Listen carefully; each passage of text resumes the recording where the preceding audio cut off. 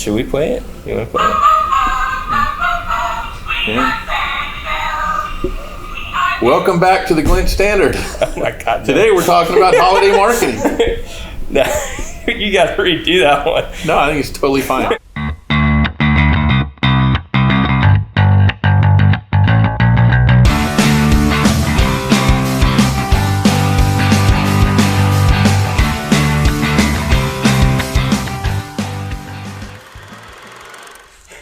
So what do you think about holiday marketing? Should you buy hats or not? Yeah.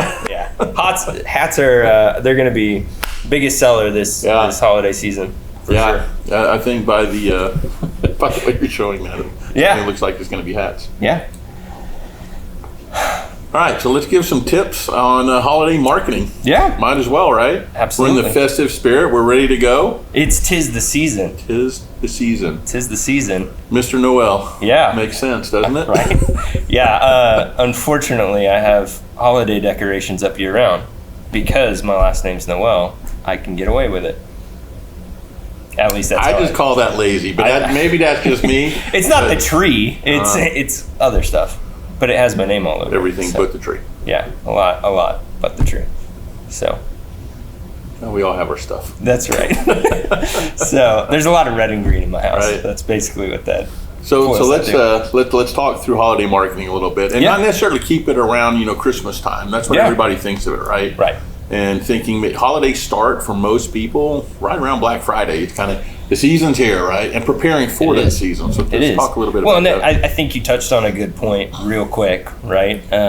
As we are talking about holiday marketing, it's important to understand as a business that planning starts months in advance before then, right? Definitely.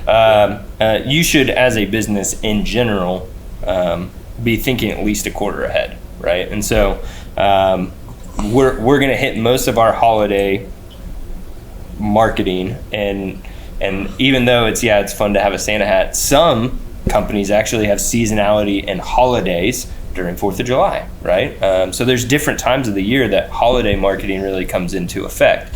But I would say it's also important to establish the difference between what is holiday marketing versus general marketing, right? That's a good point.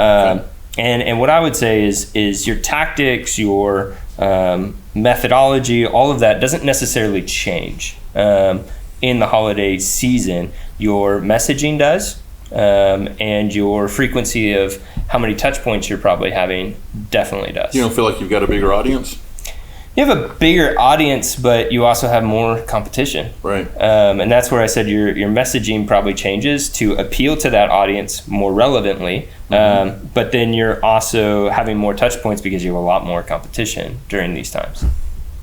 So I would say that's probably the biggest change that I would recommend from a holiday marketing standpoint versus normal marketing standpoint. Yeah, and I think the other big thing is to be more on top of things and talking on a digital aspect, right? If you have certain keywords you use every year, right? Holiday sale, whatever that is, highly competitive.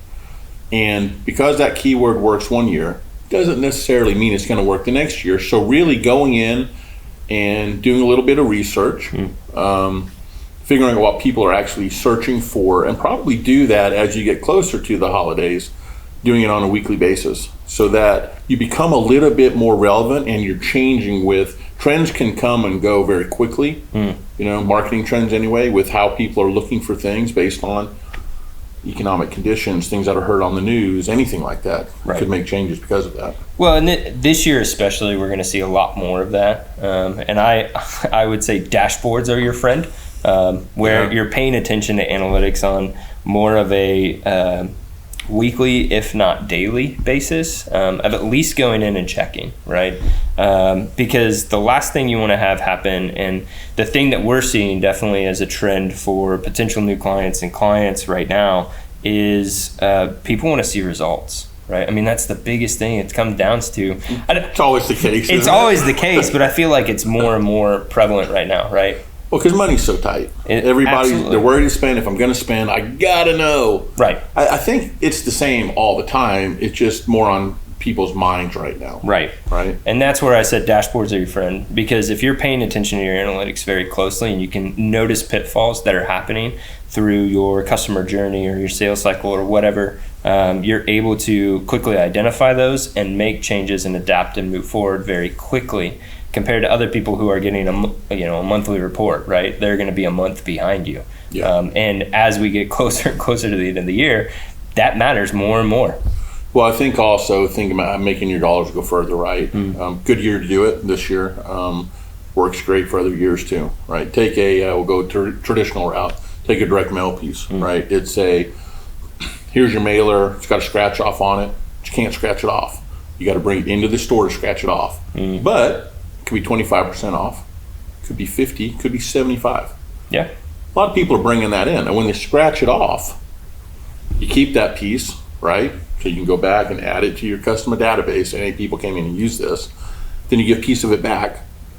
So come back 3 weeks from now for an additional 25% off of your purchase of, I don't know, $100 or more, or whatever that is, right? Right. And they come back for that, you register that, and then you drop them either an email or another mailer in the mail that says, hey, thanks for your, using your savings with us. You're the type of clients we want, or customers we want.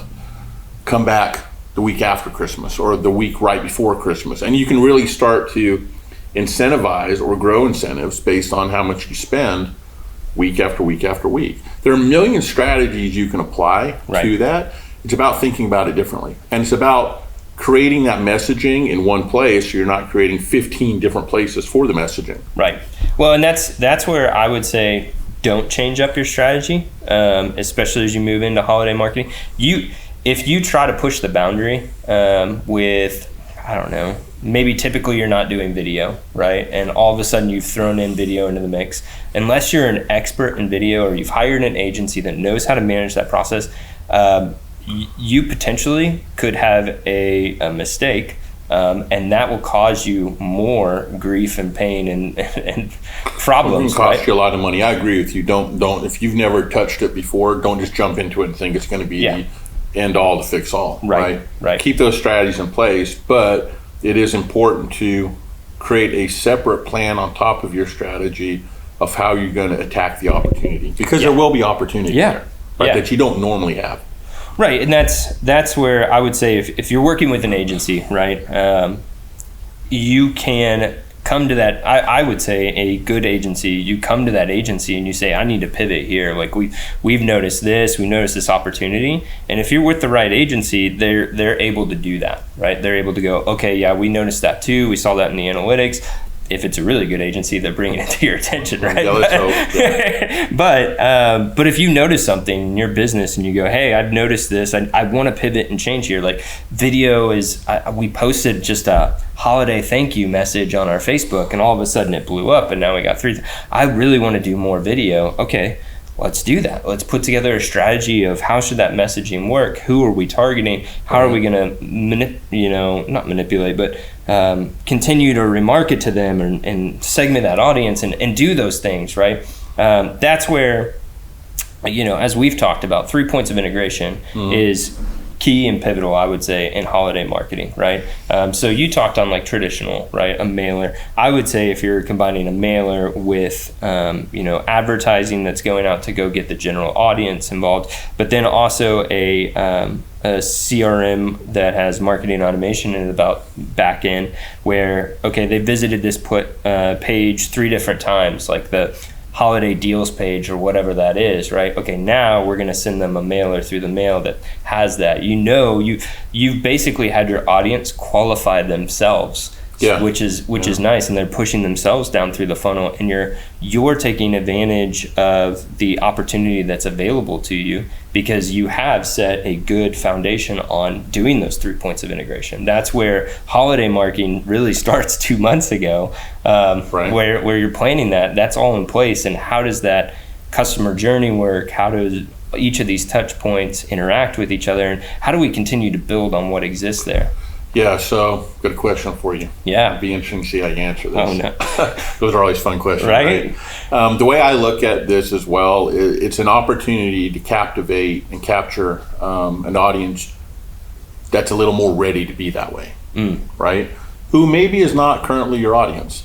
So for me, it's not just about revenues that can boost, right? That you can get in during the holiday season. It is a big profitability sector for a lot of companies, right?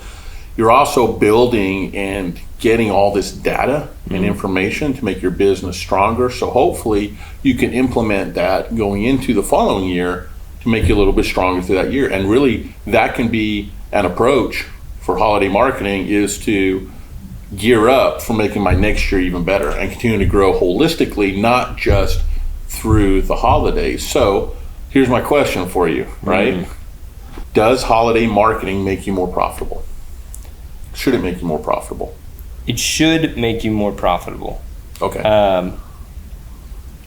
I agree that there is a lot of missed opportunity with a lot of businesses for more long-term revenue sources because they're not taking advantage of post-sale, right? Is a good example of that in retail. So what happens post-sale, right? Are we sending them notifications? What type of information did we collect at the sale, right? Is there email address? Is there, phone number that we could send marketing campaigns to later? What do those marketing campaigns look like? How are we anticipating those? And also, what about reviews online? So like one of the trends that we're seeing right now, and I anticipate this to be one of the strongest things moving forward, especially with retail and e-commerce in this holiday season, and other people agree within the industry, right? Just looking at the information that's there, right? So one of the big ones that's already happened is Amazon Prime Day. It's gone and passed, but it was kind of a shock to most people. They didn't know it was coming. They didn't anticipate it. And so sales were actually down for this Amazon Prime Day, just because most people didn't know it was really coming and they weren't sure what to do and those kinds of things, right? So as we're gearing up for these holiday seasons, I would say online's definitely going to be way higher than typical in years past. It tends to grow every year. Yeah. It does, but this year with safety concerns and those types of things, I think it'll be big as well. It'll be huge. But the thing that's going to sell people is the social validation, if you will. So having other people that have bought that product or have recommended that service or that company in particular, right? And seeing that on Facebook, like somebody liked it, right? And then now Jane and her 5 friends get to see that. It's not just seeing it though, but the product quality of the image has to be really good. Right. But seeing that in your feed and knowing that somebody either likes this or has commented on it or something like that, allows you to, it's almost like a new age word of mouth, right? And it's going, hey, I vouch for this product or service, right? And now you're able to take that and build it to go and get more sales and more opportunity and more profitability out of that. Yeah, I think also when you look at company structures, especially on the retail side, a lot of them plan for a big holiday season to hit their bottom line, where wasn't always the case. Go back a few years, right? Just a few, where you planned for your revenues, and holiday was about having a boost on top, right? Now the holiday revenues are needed to get where you're supposed to be, and when you hit something like we're facing this year, that could be devastating. It's already devastating, so it could hurt even more. So, thinking about that, do you feel like all companies should be taking advantage of holiday marketing, or what companies do you feel like should be? Yeah, I think the ones that we'll see are most profitable from it are going to be the retail side, right? The retail e-commerce businesses, they've always generated a lot during Q4, mainly because you have Black Friday, Cyber Monday, Christmas deals, all those types of things. That's just the nature of that industry. But I would say what we're going to see is actually a decline in sales and those kinds of things of industries that aren't that that goods type of side, right? So maybe the service side or luxury, those types of things. And the reason is because I think this year in particular, people, actual consumers, right? We have less money. We don't have as much spending money, or we're holding on to it a little bit tighter than we have in years past.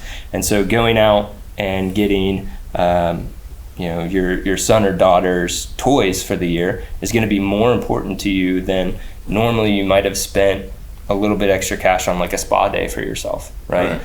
Just people aren't probably going to do that. And that's where we'll start to see the declines. But I would say Q4 is still going to be really good for retail and e-commerce.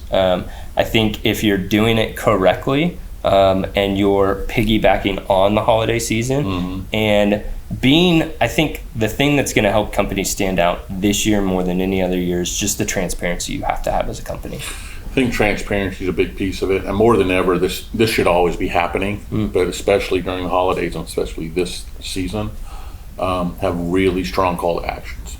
Give me your information, and I will give you an exclusive offer no one else can get. Here's a great offer for you, but you have to do it by this date or by this time. So you have people actually taking action. It's what you young people call FOMO, right? Fear of missing out. You have to drive that, and those CTAs are hugely important to get people to take action. And if you don't have those, on a lot of retail companies, they really don't focus on that, surprisingly. Yeah. But no matter what your size is, right, you should be doing that, at least to help drive the opportunity as quick as you can. Yeah. Right. Well, and I would say along those lines, right, the other messaging that you want, because there's an urgency in a lot of people, especially as we get closer to the end of the year, and especially as we get closer to holidays. There's an urgency in people to know more information about the company, right? Are you open? Are you not open? What are health standards? And telling them that, and making that clearly apparent. And I can promise you, there will be a lot of companies that don't even address it. Right, and that's as an industry, as we start to look at who's going to be successful and who's not. It's how are you broadcasting that message, and what message are you talking about, right? Like a prime example of that is obviously safety standards are going to be super important for people. So maybe doing a quick video about this is how we're handling in-store shopping this year, right? So for a small, medium-sized business, here's a little nugget and maybe an idea of how to handle that. Places like Best Buy and Target in the past, if there was a TV that was going to be on super special or whatever on Black Friday, and they know they only had 5 in the back, they wouldn't have 15 people standing around. Instead, they would pass out a number 1 through 5. You are 1 through 5, right? You get that TV because you showed up early. Now you don't have to wait around in line. Now you don't have to wait around even in the store. And so that will help in a safety concern, being able to hand out numbers or hand out, here's the first 10 people that showed up in line. Great. Everybody can go back to their cars. They can wait until we open up the store. We'll allow the first 10 people in. They can shop. Then when they leave or as they leave, we'll have the next people coming in, right? That's a good way to maybe handle that. For sure. Yeah. But being able to communicate that on your Facebook page where people are looking. The other one that people never do, and annoys people to no end, is updating your hours, right? A lot of people have very special hours right now because they're trying to accommodate for safety concerns, right? And being able to clean the entire store and disinfect it and all of those things. Facebook and Google are the 2 number 1 places that people are going to see what are your hours and when are you open, and being not only posting and actively updating that, but also communicating, hey, we've updated our hours, so then people know they are the updated hours. Take a look, there's been a change, right? Right, yeah. And being available, right? It is your phone number correct? Is your address correct? All of those things. Now is the opportunity to make sure that information is there and available to any type of consumer that's going to be trying to seek out that information. Make sure that it's readily available to them because they care about it more than ever right now. Yeah. So let's close out this way. Do you feel like every company should be doing holiday marketing? Are there any that you feel shouldn't be? I would say everybody needs to be doing it. This is the year, if any other, this is the year to spread holiday cheer for sure. So because everybody, it's been so doom and gloom, if you will, for the year, right? That everybody should have that good, energetic, positive message going out. And that's great, but okay, what about this? There's gonna be a lot more competition for those dollars through the holiday season. Should you wait and do it after? Be a little different? I don't think so, right? Okay. Do it to the appropriate audience. Your fans that already exist, your newsletter Maybe list. narrow your reach a little bit? Yeah. You don't maybe need to go out and get new audience members right now, especially if there's not some kind of special or something very different that's happening for the holiday season. But still send out that positive message, because that's what people are going to care about, and they'll latch onto that, and you'll get brand loyalty out of that. So then come April, May, Right. people are investing. And I feel like that might be the strongest approach. Search for the brand loyalty. Give people who don't normally come in, try to reach them to come in. And you'll probably get some sales revenue off of it. But you might have a whole new audience. You can get long-term sales later. And might be a bigger benefit for your dollars. Yeah. So. All right, well, thank you so much for checking out the Glint Standard. Leave a comment below. We'd love to hear from you guys. If you have any questions, you can always email us, agency@theglintstandard.com. We do respond to those as much as we possibly can. And we hope that if we don't hear from you guys soon, we will have more that are coming out. But we wish you guys a Merry Christmas and Happy Holidays, no matter what you're celebrating. So, you know. Thank you, guys.